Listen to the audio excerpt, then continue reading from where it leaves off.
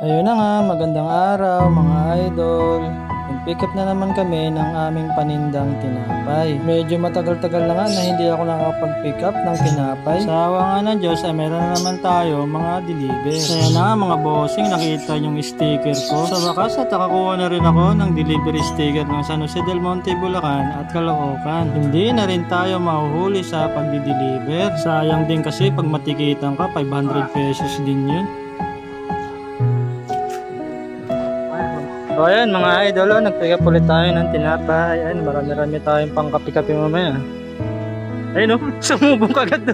Oy, hindi pa, wala pa pinapano dyan. At ayan na nga mga bossing, nakarating na kami sa bahay. Bali pinakita ko yung mga pinamili kong mga eggnog, egg cracklet. At sa likod ko, meron kami mga fish cracker at crawfish. Ayan ang aking mga dinideliver pag wala akong deliver na marshmallow.